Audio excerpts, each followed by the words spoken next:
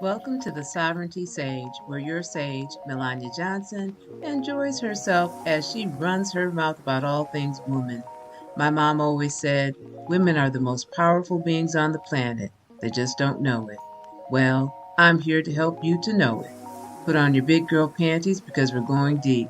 I'll talk about it all. Now let's go claim your sovereignty, shall we?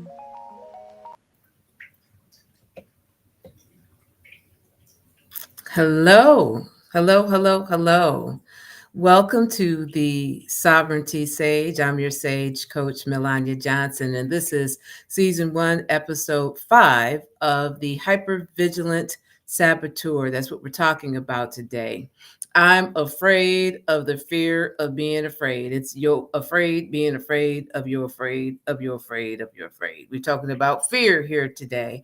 And we start our segments off talking about personal sovereignty. So I want to talk about hyper vigilance. This comes from the practice, the PQ intelligence practice, which is a practice about mental fitness. I'll talk to you about that later.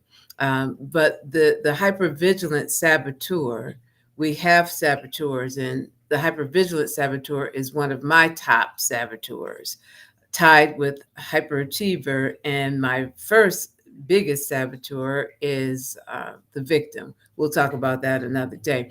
But when it comes to the hypervigilant saboteur, this is marked by continuous intense anxiety about all dangers and what could go wrong. Vigilance, the hypervigilance can never rest. Imagine that. So these are some of the quotes from people when I was a little girl. You always was nervous. That came from a school chum. You're a nervous Nelly. That quote came from my mother. You're a worry wart. That quote too came from my mother. So where did this all start? See, these early observations has let me know that my anxiety goes way back, right? And no one knew that it was anxiety back then. So I was just nervous all my life, right? But you have to ask yourself, why is a child nervous? No one asked that question. And you might not be asking yourself that now because these saboteurs always think that they're protecting us and they're running in the background like a software program that we don't really pay attention to. And so what happens is that somehow we kind of become acclimated to always feeling tense, acclimated to always feeling on edge, acclimated to always feeling that the other shoe is going to drop. Now we all come to these states and have these saboteurs for different reasons. I think when it comes to the hypervigilance, it was brought on by trauma in my childhood. You know, the hypervigilant saboteur is a formidable adversary. When you are consumed by foreboding and catastrophic forecasting into the future, there are no words to describe the torture and the constant fear. And that's how I live. Trauma brought this saboteur into my life, but over the years it's become a part of me, a part of my body, a part of my psyche. And that's what trauma does. It embeds itself in us, and then it uh, puts pressure and on all the points of our life. So when you think about when you are in a heightened state of stress all the time, what that does to your body. Think about the stress hormones that are constantly surging through your body and living with that, and what that does to your body. That there's a saying, stress kills, and it certainly does. The inability to turn off fear centers in your brain and being on edge all the time. is a misery. So when I talk about the trauma in my childhood, what I'm talking about is the fact that um, you, you, my parents had a very volatile relationship that sometimes ended with physical violence. It ended with verbal violence and terrible, mean spirited words tossed at each other. So in any moment, you could be having a good time. Life is good, it's peaceful, it's chill. And the next thing you know, somebody says the wrong thing. And now I'm looking like, do I need to call 911? Is something going to break out? Do I need to mediate this? See, I took on the role of mediator early in my life, right? But these are the traumas that embed themselves and can embed themselves with you, in you. And this is what I say to women who decide to have children or who are thinking about having children. Absolutely make certain that when you bring a child into this world, that you have created an optimal situation for them that is free of violence, that is free of toxicity, because those environments embed themselves into your child's life and they have to live with it sometimes for the rest of their lives. And if they don't have the tools to figure out what to do for themselves, then they suffer all of their lives. And you, women, us, have the sovereignty. We have the power to control those situations. So when you are picking a mate, make certain it's the right mate. If there's something telling you that this isn't right, or I have to change myself, or I can't be myself, or the people who know you and love you the most are saying this is not right for you, listen, because the results are catastrophic. So when I think about the inability to turn off that center, I've thought about, well, what was it that, I feared? Right. And here's the thing. Again, you're fearing things that you're not even totally conscious of. One of my biggest fears, and I say it in the present tense, is being judged. That someone is going to look at me and find fault. The hyper-vigilant saboteur is always asking, what's going to happen next? The feeling is always that the other shoe is about to drop, right? And so you can't rest because you're always waiting for something bad to happen, right? Fear of a poor performance is another saboteur. What if I mess up during that training tomorrow? Or fear that I couldn't do anything right. I was never told as a kid that, you know what, Melania, you're a good speaker, or you're good at this X, Y, and Z. Folks are quick to tell you what you fall short on, but often don't tell you where you shine. And so all you think is that you're the sum of your deficits. Fear of lack of love. Is somebody ever going to love me? Fear of not having really intimate and true friendships, financial stability. Am I making enough? Will I ever make enough? Can I ever be stable? Can I take care of myself? Fearing that you're going to drop the ball on yourself. Fear of intimacy. When I grew up, in the household that I grew up, men were not safe. I watched my mother and her relationships with her friends, and they talked about how men cheated on them and they weren't safe and they weren't loving in the way that they needed to. Relatives, I witnessed this. So, I was told, don't trust men. They're only trying to get one thing, right? So the hypervigilant is like, there's a man. You got to protect yourself. Right? fear of dying alone, fear of being unlovable, fear of being unworthy, fear of inferiority. You aren't as good as other people. You're not as pretty as other people. See, when I was growing up, being my complexion did not work in your favor, right? Having African features didn't that wasn't black wasn't beautiful. I remember being at a house party, and we were in the basement, and folks were dancing and having a good time. And I danced with this guy. He asked me to dance, and then after the dance, he looked at me and goes, you know what? You're kind of cute. I just thought you were black." And I thought to myself, well, is that a compliment? Right? But these things you carry with you: fear of loss.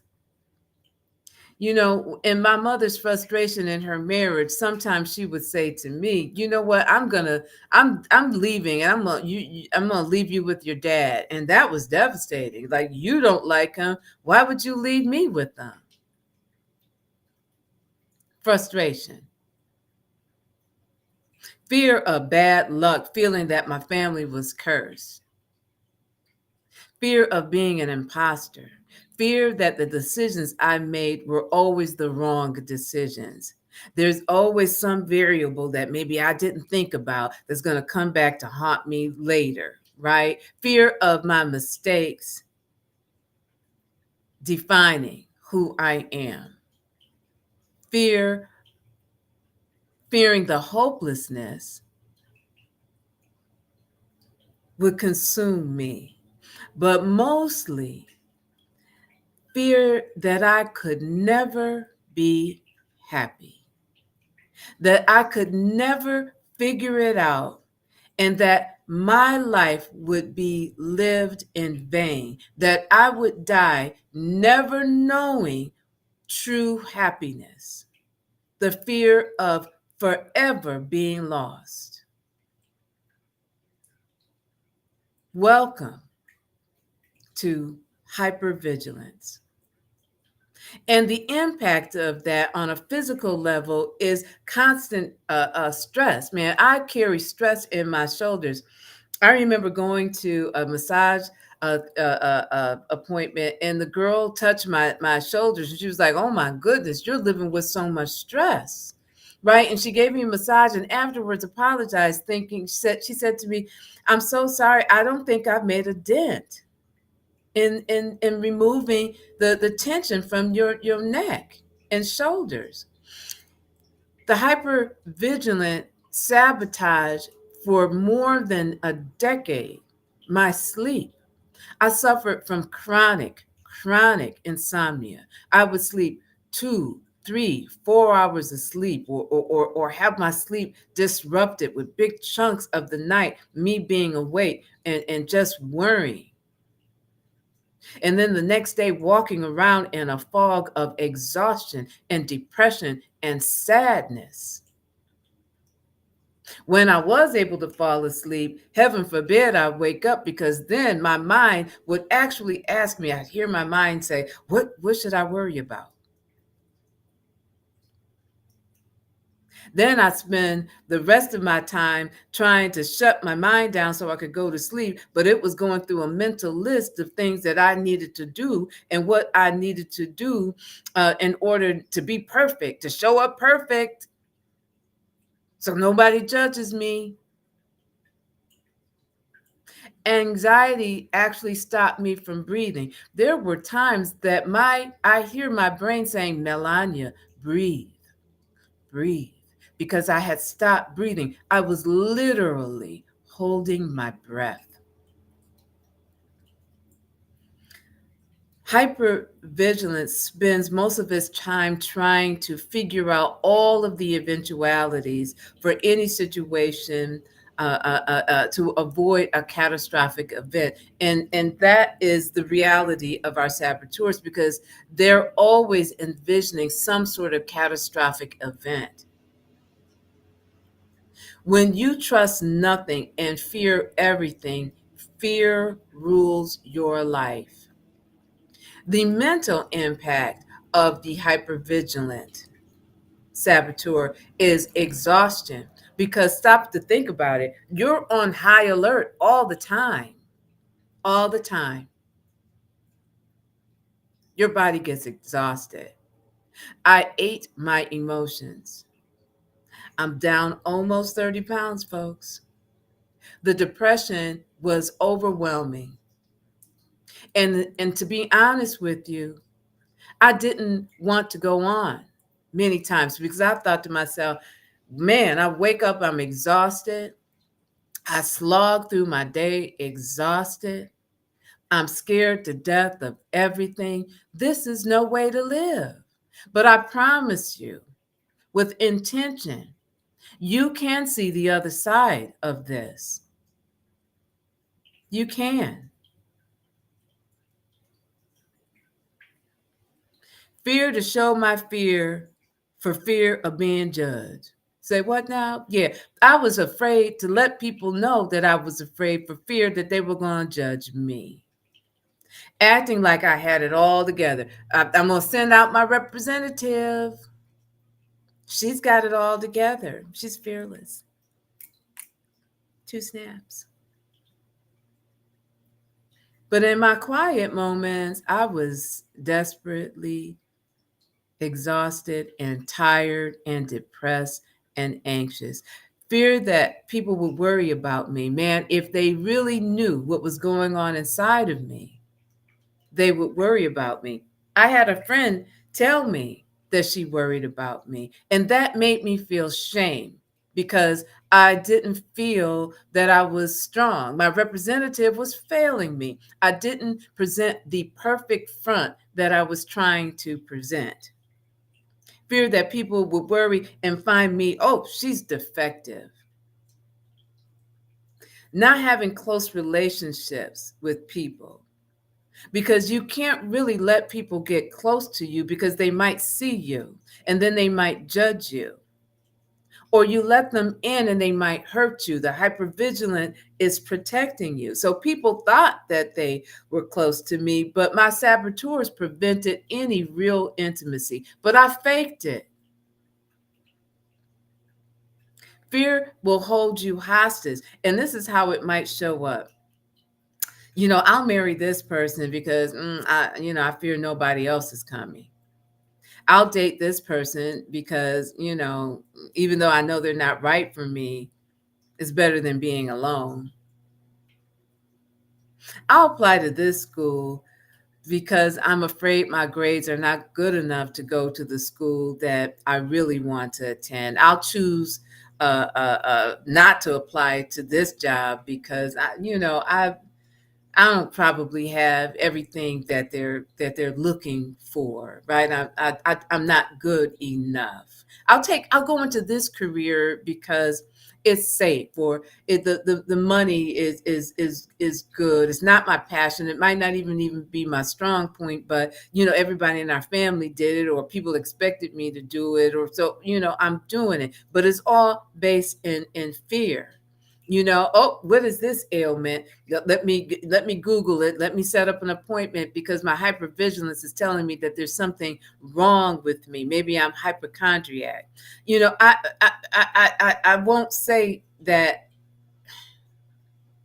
I won't say that next statement because it might make me look weak or make me look overbearing or make me look stupid or make me look, you fill in the blank. You live your life in accordance with your fears. In truth, a life lived in fear is a life that is not lived at all. To live in terror of what might happen is no quality of life. So, what's the way forward? I'm not going to lie to you.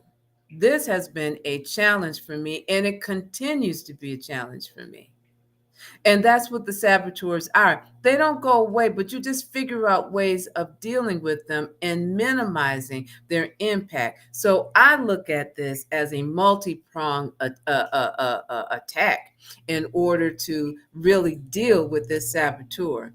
And so, it might take medication. I've had medication. And 2021 in November, all of the poop hit the fan, y'all, with the pandemic, with the social unrest. We had George Floyd. We had January 6th, and watching our democracy go to hell. It was November. It was dark. It was cold. Seasonal affect disorder. It all hit me at once, and I could not stop crying. I woke up one day and I looked at my environment, and I knew from what I was seeing that I was not taking care of myself, and I was not in any kind of control of my life. Years ago, I practiced Buddhism, and it taught you something that about what your environment is a reflection of what is going on inside. And what was going on inside, as told by my environment, was that I was in chaos, and I had to stop. And I had a therapist, but unfortunately she was sick at that time, and so I had to manage this, myself. And I did get medication. I was on antidepressants and anti-anxiety medication, and it worked for a while. But then, at some point I noticed that my environment was telling me, pay attention to your body, pay attention to your environment. It tells you everything you need to know about yourself. And I thought, the doctor was like, do you want to up the medication? And I was like, sure, let's do that.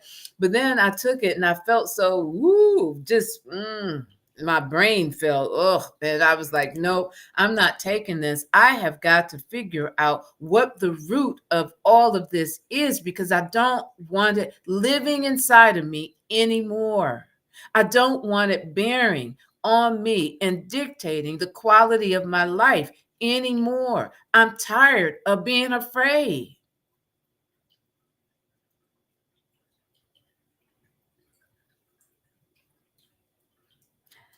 I am not against medication, because if I wake up tomorrow and medication seems to be the answer, you betcha I'm going to take it. I also have a disclaimer. I'm not a psychologist. I am not a psychiatrist.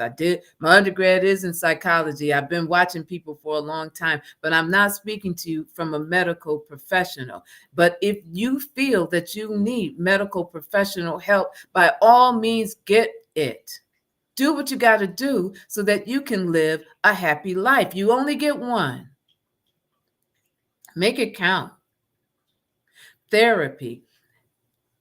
I believe in therapy. I believe in having support. I believe in being able to tell your truth to someone, and somebody to see some of the blind spots that you're not seeing, and to help give you tools. Now, the therapist that I have now, I love her, okay? And I chose her because she had a lot of alphabets after her name. She had a number of certifications for different modalities. And this is what made me select her. I wanted someone that had some tools that could help me use those tools so that I could fix me. And if you get a therapist and you don't feel right, find a new one. Keep going until you find somebody that really hits you and gets you and resonates with you. I use the positive intelligence practice, which I'm going to talk about later. But that came to me. It was a gift, literally. A former friend and colleague had received an invitation by Shirzad Shameen for the PQ Intelligence Mental Fitness Program for coaches, and said, do you want to join my pod? And I did. And I'm going to tell you, it was a 6-week program, and it changed me, because what it did a lot of things, but 2 things that it did. One was that it helped me to identify what saboteur was hijacking me in the moment. And so when you can recognize the hijacker, then you can do something in that moment to redirect your mind, right? Because what we do is build neural paths, ways of thinking, so that when when hypervigilance hits, now I'm going to spiral into deeper levels of fear. But if I can recognize it and do something to break that connection, then I can redirect my thoughts someplace else and then build new neural paths. And so what do you do to make that break? you do something called PQ reps. PQ reps put you in your body in the moment. It could be something as simple as rubbing your two fingers together or rubbing your hands together, something tactile. It could be, and you don't have to spend hours doing it. It's 3 seconds, right?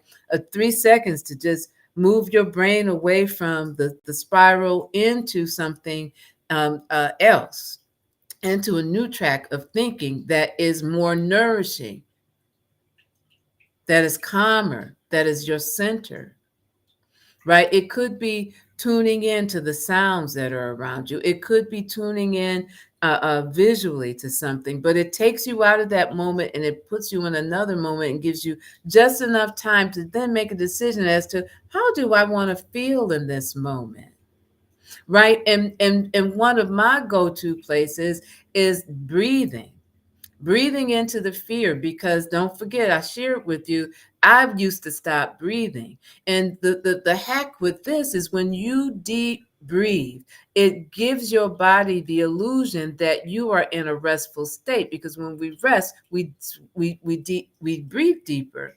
And when we are stressed, our breath is more shallow. So just the act of taking deep breaths, a few deep breaths and taking them until you feel centered again, is a great strategy to help break you from the grip of the hyper-vigilant saboteur. So I learned through the PQ intelligence practice to be able to identify them and then to move into what is called our sage powers. And I'm going to do something on that a little bit later. But here's the thing. My goal is to help you empower your sage powers. We're all sages.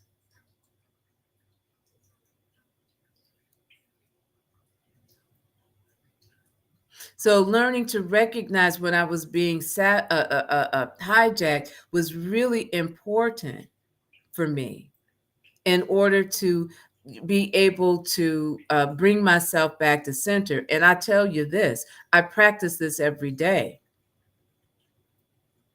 Mental fitness is something that you practice every day. It could be meditation. I am working to build a consistent meditative practice. There are apps out there. We all have phones, right? You can access guided meditations that can be just 2 minutes long, 5 minutes long. That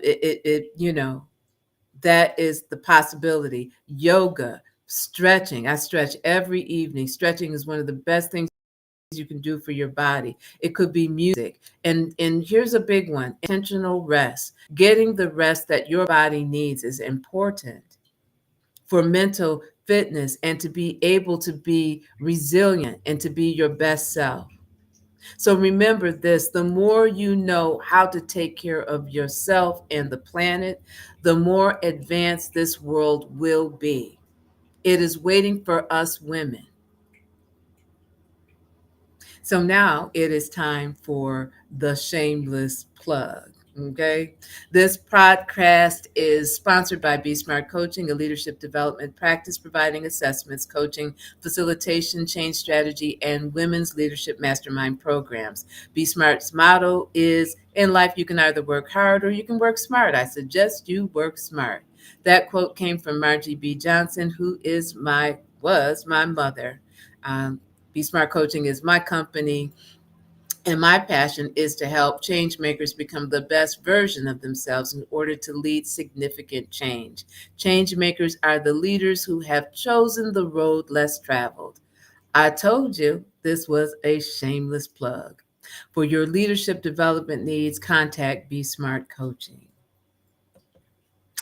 Well, if you are serious about weakening your hypervigilant and other saboteurs, I encourage you to check out the 6-week intensive program that I'm offering through my company, Be Smart Coaching. It changed my life and it helped me to intercept the negative voices and all of the saboteurs and rewire my brain, allowing me to lessen anxiety and depression. In this program, you will learn ways to stop the saboteurs in their tracks and form new ways of thinking about yourself and how you operate in life.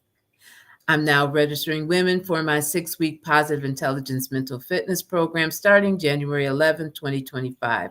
Register before December 25th, 2024 to receive special pricing for the Sovereignty Sage family.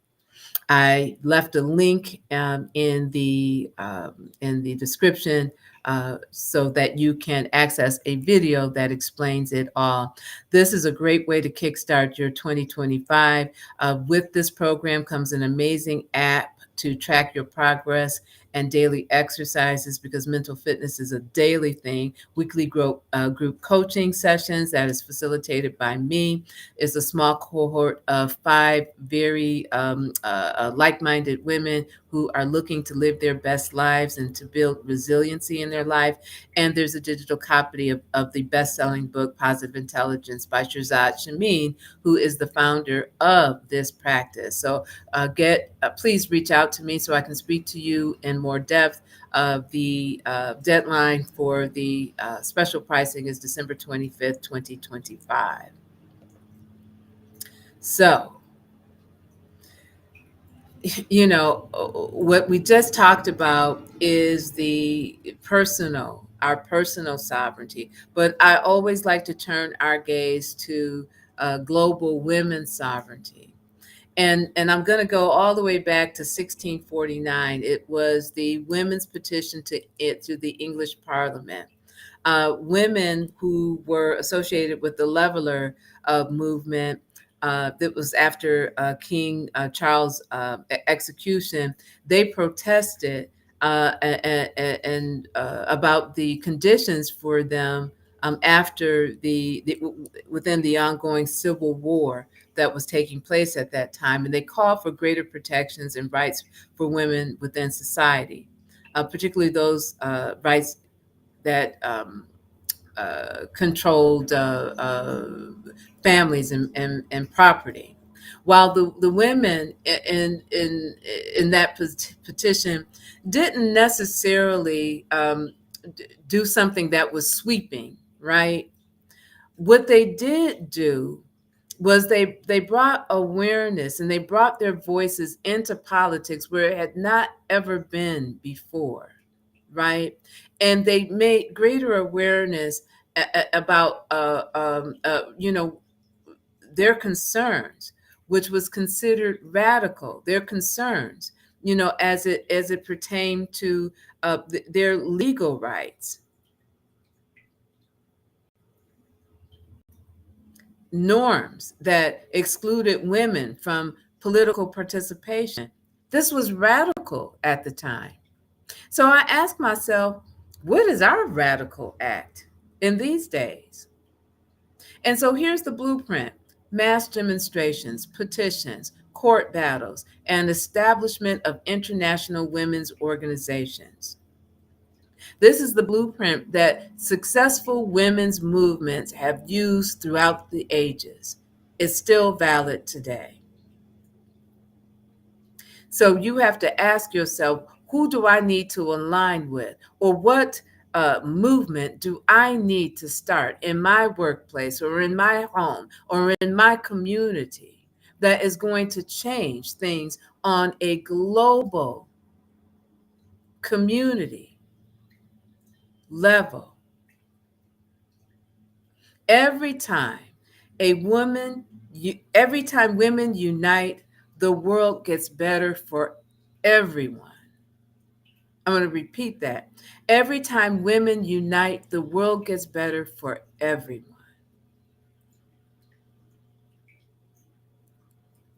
Today's quote: "To him who is in fear, everything rustles." Sophocles. This quote really hits home because the hyper-vigilant saboteur is all-consuming, and constant fear is real and exhausting.